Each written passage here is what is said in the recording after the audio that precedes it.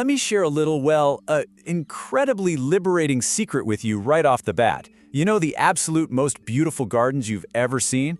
They aren't the perfectly manicured ones. No, they're the ones where the gardener finally stopped trying so hard and just let nature take over. Let's dive right into exactly how you can do this. For years, we've kind of been stuck relying on the old way, right? Endless weeding, staring at bare soil, just this constant need for control that leaves a yard looking neat, sure, but feeling, well, completely lifeless. But right now, thousands of gardeners across the UK and the US are deliberately choosing the chaos way. They're letting parts of their gardens go completely wild, and honestly, the results are genuinely extraordinary. We're talking more flowers, incredible wildlife abundance, and dramatically less work than any traditionally managed garden could ever hope to produce. But real quick, before we get into our list of plants, I want to plant a little seed of curiosity for you. The 10th and final plant on today's list, it's one that most folks actually rip out of their yard without a second thought. Yet, it produces two of the most extraordinary, completely free harvests every single year. So definitely keep that in mind as we go. Now, I need to be clear here. A chaos garden is absolutely not neglect. That is a really crucial distinction to make. It's actually a deliberate, joyful choice. It's about selecting specific plants and allowing them to self-seed, spread, and interact naturally. It's all about rewarding freedom over control. And the best part? You can do this anywhere. An entire yard, a single border, or hey, even just a few containers on a patio. The result is always a space that's wilder, more beautiful, and just so much more alive than a tightly controlled garden ever could be.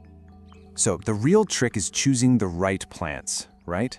We're going to start our list with the absolutely spectacular foxglove. This beauty towers dramatically over everything else, giving you this stunning vertical structure.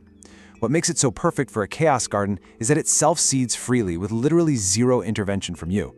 To get it started, you just scatter the seeds on bare soil in the autumn and then step back. Don't even cover them up, because they actually need light to germinate.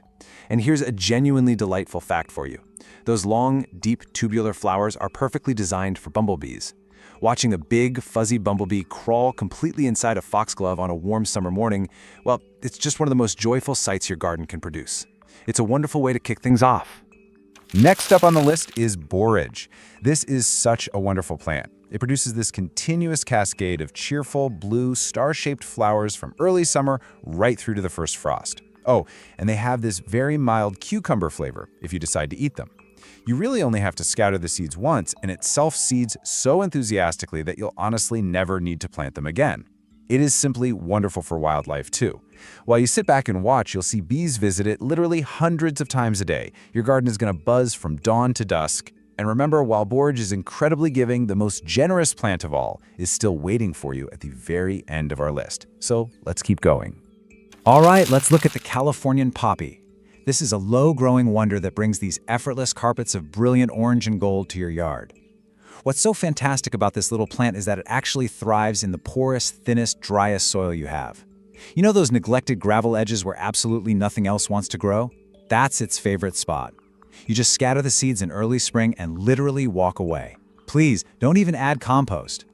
Its feathery foliage and those brilliant flowers, which, by the way, magically close up at night, will bring you so much joy year after year with absolutely zero maintenance. It's a total game changer. Plant number 4 is comfrey. This one is special because it combines beautiful structure with just incredible soil power.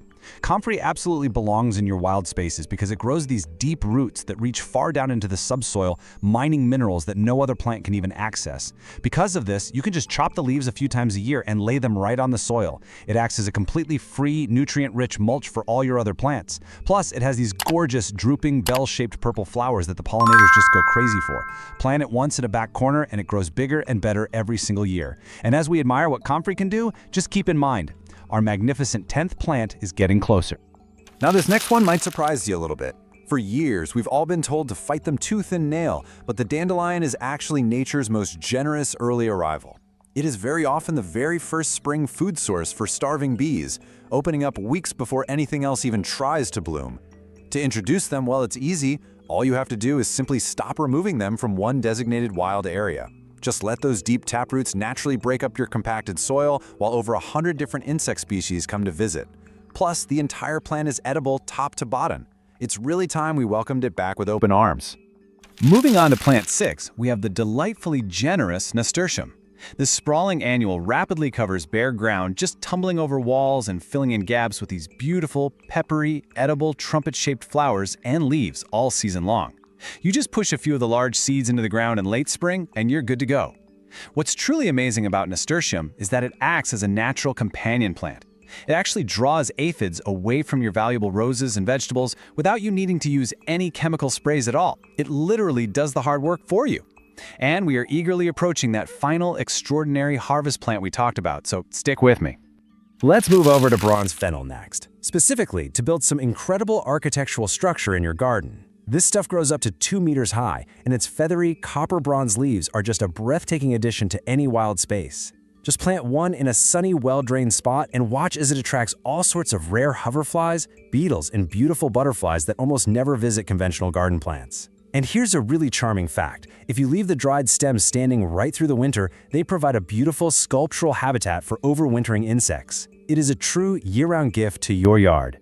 Plant 8 is a low-growing marvel, red clover. With its beautiful pink-red globe flowers, this plant literally pulls nitrogen directly from the air to fertilize your soil completely for free. It requires absolutely no effort from you, it establishes so quickly to fill in empty gaps, and those long flower tubes provide absolutely crucial support for our declining bumblebee populations. Scatter it, let it spread, and breathe easy. Now, take a slow, deep breath, neighbor, because the most magnificent, incredibly generous plants of our entire explainer are coming up next. First, plant 9, Verbena bonariensis. This plant is pure, unadulterated magic. It grows tall on these thin, wiry stems that are almost invisible from a distance. So what you get is this effect that looks exactly like magical floating purple clouds hovering right above your other wildflowers. It effortlessly threads itself into the light gaps of your garden without any design effort from you whatsoever. It just naturally knows how to find the right spot. It creates an absolute haven for butterflies. Seeing a patch covered in red admirals and painted ladies on a crisp autumn day is simply breathtaking. But now, we have finally reached our ultimate garden gift. And here it is, plant 10, the elder. This is the plant that most gardeners remove without even knowing what they are destroying. This fast-growing tree or a large shrub usually arrives completely uninvited, often just dropped by a passing bird. It asks absolutely nothing of you. It'll grow in poor soil or rich, wet or dry, sun or shade. And yet, it gives everything. If an elder ever appears in your garden uninvited, please, I'm begging you, leave it alone. Let me show you exactly why. You see, the elder provides two of the most extraordinary harvests you will ever experience in a home garden, and they track perfectly with the changing seasons. In early summer, it covers itself in these enormous flat-topped cream flower clusters. You can use these to make intoxicatingly fragrant elderflower cordial, or maybe some delicate sweet fritters, all while feeding dozens of different insect species. Then, as we move into late summer, those flowers transform into heavy, drooping bunches of deep purple-black berries. From these, you can craft powerfully immune-supporting syrup, rich jams, and even elderberry wine, while attracting extraordinary numbers of wild birds to your yard. It is a pharmacy, a pantry, and a wildlife sanctuary, all wrapped up in one wild plant. It truly is one of the greatest gifts a garden can ever receive. So how do you actually begin all this?